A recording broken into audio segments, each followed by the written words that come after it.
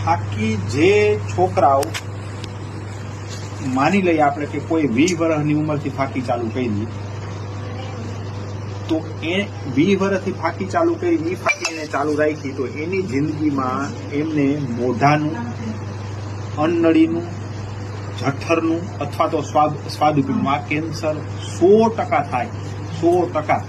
બરાબર. તમે એક વસ્તુ સમજો કે એમાં મોઢાનું કેન્સર એ પાછી એમાં ખોપારીથી થાય, બાકી અન્નળી, જઠર અને સ્વાદુપિંડનું એમાં જે આપણે તમાકુ ખાઈ તમાકુથી થાય.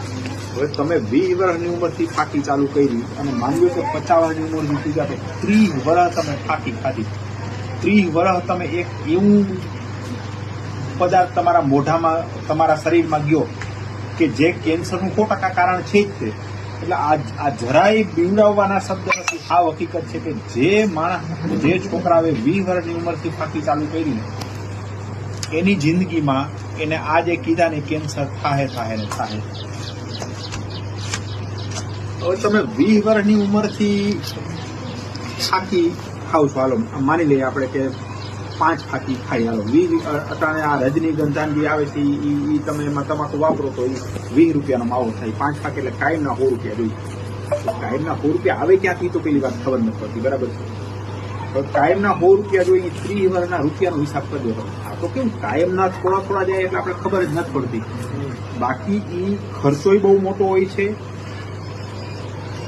જે માવો ખાય એમાં જે હોપારી હોય, હોપારીથી જે મોઢું બંધ થઈ જાય એનો કોઈ પાકો ઈલાજ નથી.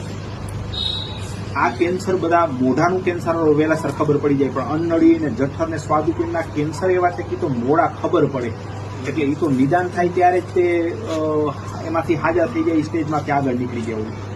એટલે ફાક અને બાકી કેવું ફાકી ખાઈને પછી જ્યાં ત્યાં થૂકતા હોય એના હિસાબે કોકનું બગાડીએ, એના હિસાબે આપણું ઘર બગાડીએ, એના હિસાબે માથું પૂરવાનું થતું. એટલે ફાકી છોકરાઓએ બંધ કરવી જોઈએ.